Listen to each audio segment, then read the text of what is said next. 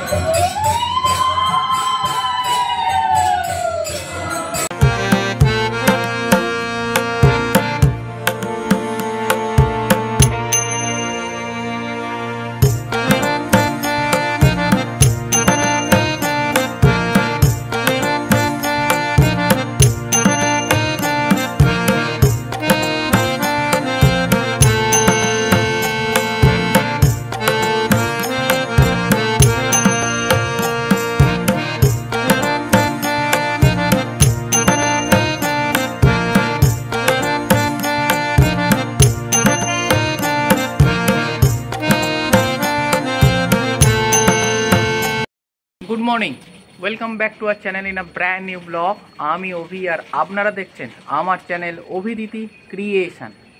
আমি বিভিন্ন জায়গায় ঘুরে বেড়াচ্ছি আর মঠ মন্দির আশ্রম এই সমস্ত ভিডিও করে এই চ্যানেলে আপনাদের সামনে তুলে ধরছি। তো আজকের আমি অভি আপনাদের নিয়ে যাব কলকাতার বুকে অবস্থিত সবথেকে পুরনো একটি আশ্রম, যে আশ্রমটা কলকাতা বহু দিন ধরে রয়েছে, কিন্তু সাধারণ মানুষের কাছে আপনাদের কাছে হয়তো সেই আশ্রমটা এতটাও নাম পায়নি। সেই আশ্রম কলকাতার কোথায় রয়েছে, কিভাবে আসবেন, ভোগ প্রসাদের ব্যবস্থা আছে কি না, তার মূল্যই বা কত রয়েছে, সেই কথা জানাতেই আজকে নিয়ে চলে এসেছি এই ভিডিওটা। তাহলে চলুন ভিডিওটাকে এখান থেকে শুরু করি দেরি না করে, আর আশ্রমে কিভাবে আসবেন সেটাকে আপনাদের সামনে আগে তুলে ধরি।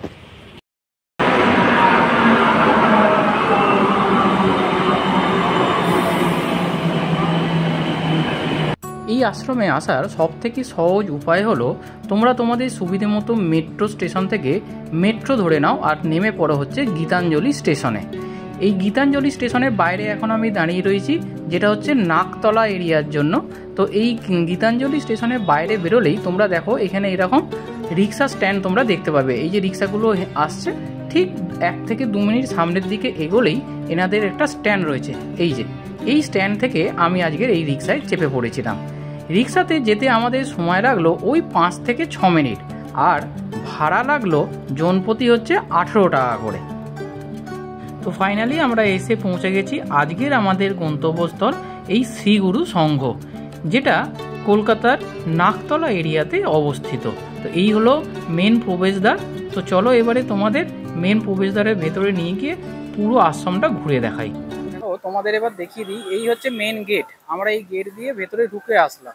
আসার পরেই দেখো বাম দিকে দেখতে পাবে হচ্ছে এই আমলকি বৃক্ষ, যেগুলো এখন আর সত্যি দেখা যায় না। এই ঢুকেই বাঁদিকে হচ্ছে আমলকি বৃক্ষ, আর দেখো বিশাল বড় একটা ফাঁকা জায়গা রয়েছে যেখানে হচ্ছে পার্কিং, অর্থাৎ তোমরা যদি গাড়ি নিয়ে আসো তাহলে এখানে কিন্তু তোমরা পার্কিং করতে পারবে, ঠিক আছে। আর এই যে বাঁদিকে দেখো এই যে জুতো ঘর রয়েছে, তো এই জুতো রাখার ঘর আছে, এখানে কিন্তু তোমরা জুতো রাখতে পারো, ঠিক আছে। এই যে জুতো রাখার ঘর, এখানে কিন্তু বিনা পয়সায় জুতো রাখা যায়। মূল গেট দিয়ে ঢোকার পরে দেখো এরকম আরও একটি গেট রয়েছে, সেই গেট দিয়ে কিন্তু তোমাদের ভেতরে প্রবেশ করতে হবে মূল মন্দিরে যাওয়ার আগে। আর মূল মন্দিরে এই যে সামনে দেখো একটা দরজা মতো রয়েছে, এখান দিয়েই আমরা প্রবেশ করবো। আর সামনেই থাকবে হচ্ছে নাট মন্দির, এই সুবিশাল নাট মন্দির।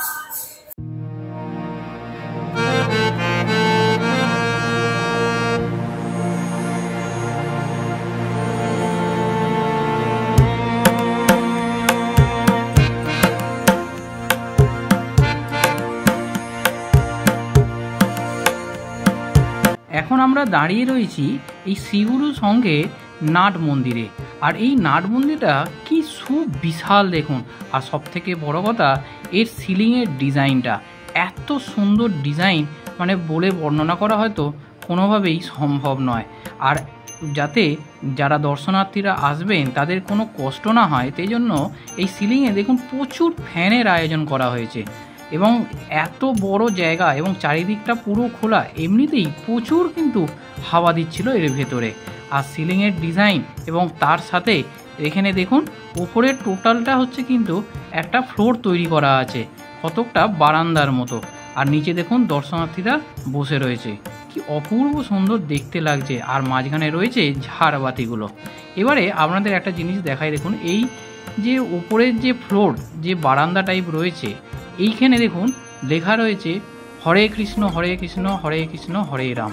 তো এরকম কিন্তু পুরো লাইন ধরে লেখা রয়েছে। আর এই ব্যালকনি, যখন এখানে প্রচুর দর্শনার্থীর ভিড় হয় সেই সময় কিন্তু এই ব্যালকনি থেকে দাঁড়িয়ে এখানে নৃত্য যে অনুষ্ঠান হয়, এখানে দেখুন সামনের দিকে একটা স্টেজ তৈরি করা আছে। এটা হচ্ছে এখানে যখন যা অনুষ্ঠান হয়, বাৎসরিক অনুষ্ঠান হতে পারে বা এখানে দুর্গা পুজো হয়, এখানে নানা রকম পুজো হয়, তারপরে রাধাকৃষ্ণ যখন বাৎসরিক পুজো হয় সেই সময় প্রচুর দর্শনার্থী কিন্তু এখানে আসে। আর সেই দর্শনার্থীরা কিন্তু এই ওপর থেকে এই নাট মন্দিরে সমস্ত কিছু পুজো তারা দেখতে পায়। আর এখানে আশ্চর্য জিনিস দেখুন, এই যে সাইডটা দেখাই, এখানে দেখো জানলাগুলো যেগুলো রয়েছে না, বিশাল বড় বড় জানলা। আর জানলার উপরে দেখো সেই বাদ্যযন্ত্র ঢোলের চিহ্ন করা রয়েছে। আর এই জানলাগুলোতে কিন্তু কোনো গ্লাস লাগানো নেই। আর এই জানলা থেকে বাইরের দিকে দেখতে পাওয়া যাচ্ছে আরও এরকম 2-3টে মন্দির, যে মন্দিরগুলোতে আমি একটু পরেই তোমাদের নিয়ে যাব এবং এর মধ্যে বিরাজমান যে দেবতারাগণ রয়েছে তাদেরকে দর্শন করাবো।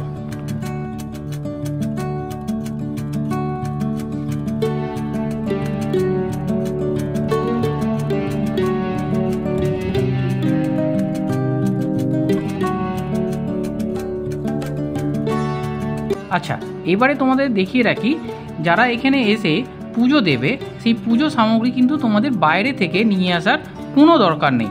এই নাট মন্দিরের ঠিক ঢোকার মুখেই এখানে এক মা এখানে এই সমস্ত পুজো সামগ্রীর জিনিস, এবং শুধুমাত্র পুজো সামগ্রীর জিনিস নয়, এখানে যে ভক্তরা আসে তারা তাদের নিজস্ব বানানো জিনিস নিয়ে আসে এবং এখানে কিন্তু সেল করতে পারে।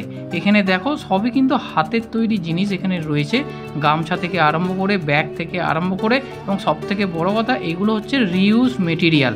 সেই রিউজ মেটেরিয়াল দিয়ে কিন্তু এনারা এই জিনিসগুলো তৈরি করেছে। এখানে দেখো হচ্ছে গোপালের ড্রেস, গোপালের যে আসন সেগুলো এখানে পাওয়া যাচ্ছে।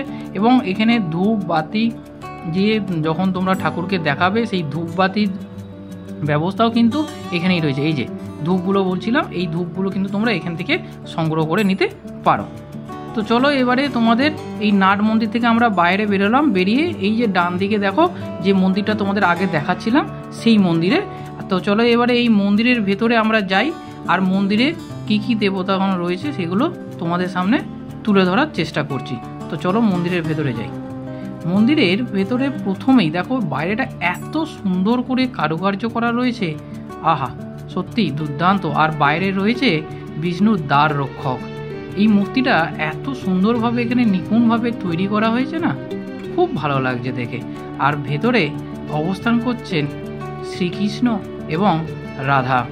এই যে শ্রীকৃষ্ণ এবং রাধার একটি মূর্তি এখানে স্থাপন করা হয়েছে।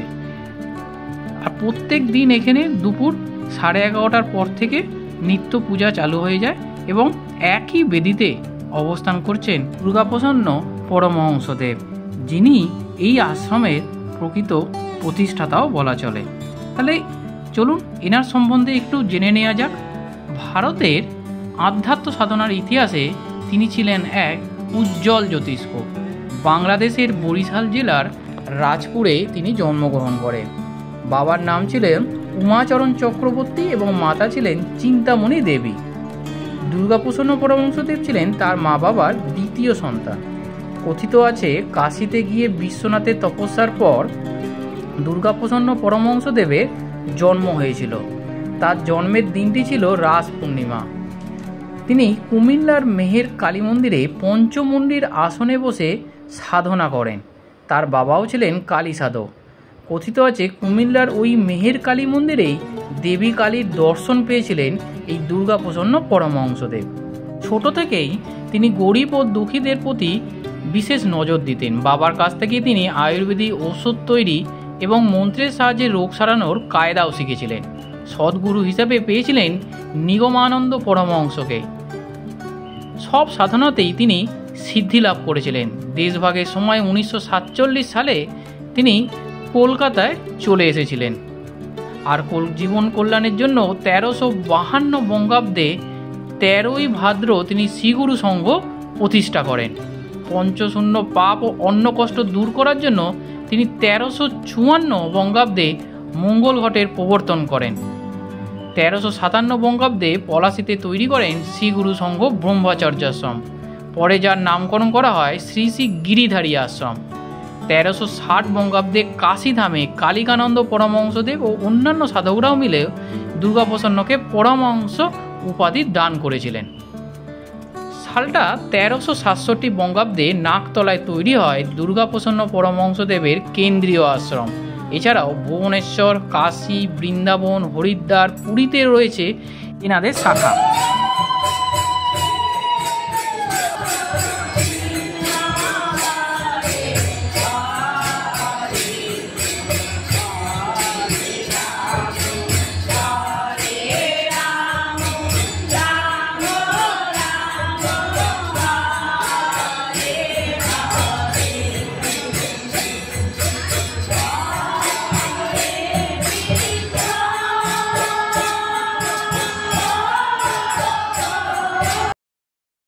মূল মন্দিরের ঠিক পাশে দেখুন এখানে একটি কালী মূর্তি স্থাপন করা হয়েছে। আপনাদের আগেই বললাম ইনি বাবা ছিলেন হচ্ছে কালী সাধক, তাই তিনি কালী মাকে সাধনা করতেন, তাই এখানে একটি দক্ষিণাকালীর মূর্তিও স্থাপন করা হয়েছে। পদ্মফুলের ওপর শিব ঠাকুর শায়িত অবস্থায় রয়েছে এবং তার উপরে মা এখানে বিরাজমান। খুব সুন্দর লাগছিল। এখানে কিন্তু কালী পুজোর দিন বিশেষ পুজো হয়। আচ্ছা, এখন আমরা চলে এসেছি হচ্ছে এই মূল মন্দিরের ঠিক পেছন প্রান্তে, অর্থাৎ মূল মন্দির যে কালী মন্দির দেখালাম এবং রাধাকৃষ্ণকে দেখালাম তার ঠিক পেছনে এখন আমরা দাঁড়িয়ে রয়েছি। আর এইখানে কিন্তু সবাই ধূপ বাতি এইগুলো কিন্তু ওই যে তুলসী মঞ্চ দেখালাম ওই তুলসী মঞ্চকে প্রদক্ষিণ করে এখানে কিন্তু ধূপবাতি দেখাচ্ছে। এটাই বোধহয় এখানকার নিয়ম। সবাই দেখুন এখানে এই তুলসী মঞ্চকে ঘিরে প্রদক্ষিণ করছে। আর এই পাশেই রয়েছে দেখুন এই যে লেখা রয়েছে পঞ্চমুণ্ডী। তো বাবা যে পঞ্চমুণ্ডী আসনে বসে তপস্যা করতেন, এখানেও একটি তৈরি করা হয়েছে পঞ্চমুণ্ডির আসন। আর এই আশ্রমের সব থেকে যেটা ভালো জিনিস সেটা হচ্ছে এখানে কিন্তু প্রচুর গাছ রয়েছে, চারিদিকটা দেখুন সবুজ। এই কলকাতা শহরের মধ্যে এইরকম সুন্দর গাছে ভরা আশ্রম আমি তো এর আগে দেখিনি। আর সব থেকে বড় কথা হচ্ছে এই যা গাছ আপনারা দেখতে পাচ্ছেন সবই কিন্তু ঔষধি গাছ। এখানে এখানে কিন্তু নর্মাল গাছ নেই। আমাদের ঢোকার সময় দেখিয়েছিলাম আমলকি গাছ, হরিতকি গাছ, আর এখানেও যত গাছ আপনারা দেখতে পাচ্ছেন আপনারা কমেন্ট করে জানাবেন যে এই গাছটার নাম কি। এগুলো আমি বললাম না, সবই কিন্তু এখানে এরকম ঔষধি গাছ। দেখো চারিদিকে কি অপূর্ব সুন্দর লাগছে, সবুজ। আহা, এবারে তোমাদের একটা দুর্দান্ত জিনিস দেখাবো। সেটা হচ্ছে এই মহারাজ অর্থাৎ গুরুজি যে গাড়িটা ব্যবহার করতেন সেই গাড়িটা কিন্তু এখানে রাখা রয়েছে। আর এই হচ্ছে সেই গাড়ি। দেখো কি অপূর্ব সুন্দর। দেখো তো গাড়িটা সেই পুরোনো দিনের যে অ্যাম্বাসাডার হয় সেই অ্যাম্বাসাডার প্যাটার্নেরই গাড়ি এটা, ঠিক আছে। সেটাকে এখানে সংরক্ষণ করে রাখা রয়েছে, কাঁচের মধ্যে রাখা রয়েছে। তাই ভিডিওটা হয়তো অতটা ক্লিয়ার নয়, কিন্তু তোমরা আশা করি পুরোটাই বুঝতে পারলে। আচ্ছা, আর একটা জিনিস তোমাদের দেখিয়ে রাখি, সেটা হচ্ছে এখানে কিন্তু পান্থনিবাস রয়েছে, অর্থাৎ যাত্রী নিবাস।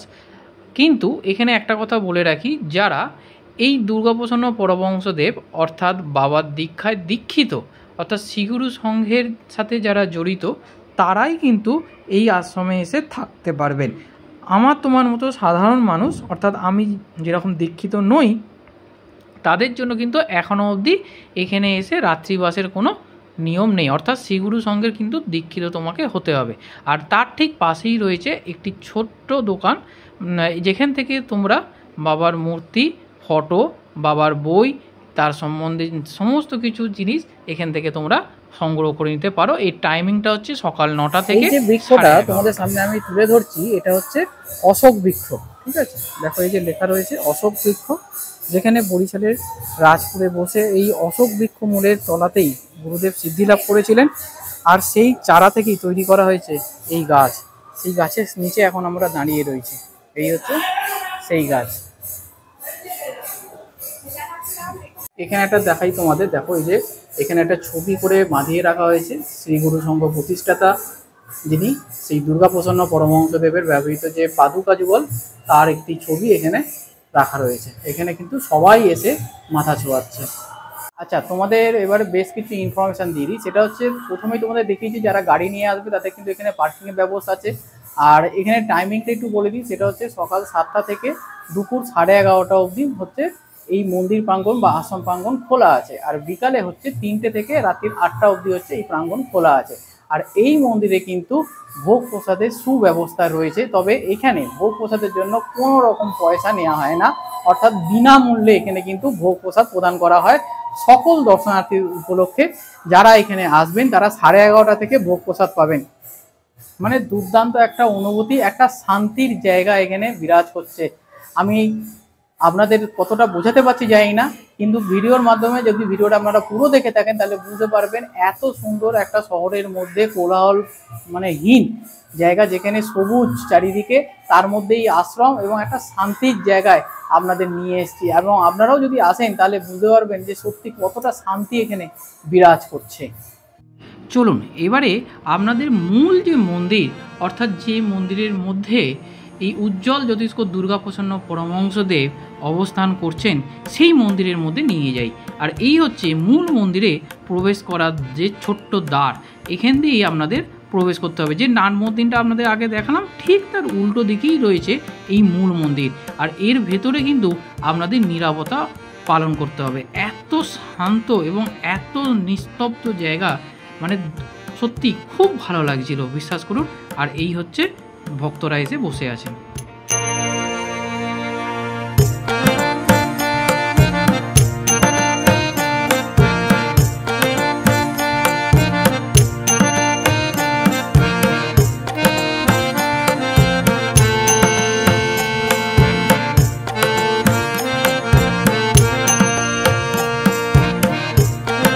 আচ্ছা, এবারে আর একটা ইনফরমেশনও তোমাদের দিয়ে রাখি, সেটা হচ্ছে এই শ্রীগুরু সংঘের কিন্তু ভ্রাম্যমাণ দাতব্য প্রাথমিক স্বাস্থ্য পরীক্ষা কেন্দ্রও রয়েছে।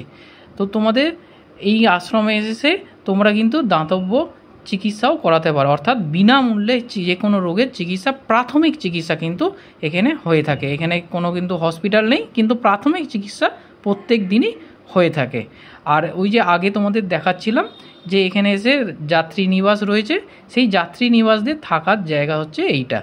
এইরকম 3তলা বিল্ডিং করা রয়েছে, কি অপূর্ব সুন্দর দেখো লাগছে। এইখানে কিন্তু তোমরা এসে থাকতে পারো। তো চলো এবারে তোমাদের খাওয়ার জায়গাটা দেখিয়ে দিই। এইটা হচ্ছে ঠিক ওই যে যাত্রী নিবাস রয়েছে তার ঠিক পেছনেই রয়েছে এই খাবার জায়গা। আর এখানে যেহেতু বয়স্করা আসে সেই জন্য এরকম টেবিল চেয়ারের কিন্তু ব্যবস্থা রয়েছে। তো আমাদের প্রথমেই দেওয়া হলো হচ্ছে অন্ন এবং তার সাথে দেওয়া হলো শুক্তো। আর শুক্তের পরে দেওয়া হলো হচ্ছে ডাল এবং একটি 5 মিশালি সবজি। এই ছিল হচ্ছে আজকের ভোগে।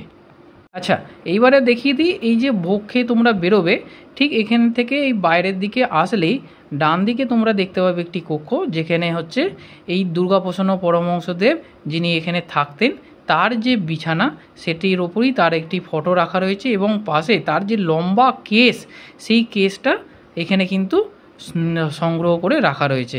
তার অরিজিনাল কেস কিন্তু এটা। তাহলে আজকের ভিডিও তোমাদের কেমন লাগলো অবশ্যই কিন্তু কমেন্ট বক্সে কমেন্ট করবে। যারাই ভিডিওটা দেখেছো একবার কমেন্ট করে জানিও কলকাতার বুকে এরকম আশ্রম যদি তোমরা এসে থাকো তাহলে তোমাদের এক্সপিরিয়েন্স জানো, যদি না এসে থাকো তাহলে চট জলদি সময় করে চলে আসো এখানে। সত্যি বলছি এক শান্তির জায়গা। আর ভোগ প্রসাদ তো তোমাদের দেখিয়ে দিলাম, বিনা পয়সায় এখানে ভোগ প্রসাদ পেট ভরে খাওয়া, কিন্তু এমনটা নয় যে একবার করে দিয়েছে, বারবার রিপিটেশন করেছে এবং এত সুন্দর। এবং সারাক্ষণ, এখন ঘড়িতে ঠিক 12টা বাজে এবং এখনও কিন্তু নাম সংকীর্তন চলছে। এখানে প্রচুর প্রচুর ভক্ত এসেছে। আজকে শনিবার আমি এসেছিলাম, খুব ভালো লেগেছে। আশা করি তোমাদেরও ভালো লাগবে। আর পুরো গাইড তোমাদের করে দিলাম। যদি এছাড়াও কোনো কোশ্চেন থাকে কমেন্ট বক্স খোলা রইল, সেখানে কমেন্ট করতে পারো। টাটা, আজকের মতো এখানেই শেষ করছি ভিডিওটা। যদি ভালো লেগে থাকে প্লিজ চ্যানেলটাকে সাবস্ক্রাইব করে আমাদের সাপোর্ট করো, এটুকুই রিকোয়েস্ট তোমাদের কাছে। দেখা হচ্ছে নতুন একটা ভিডিওতে, ততক্ষণের জন্য বাই বাই।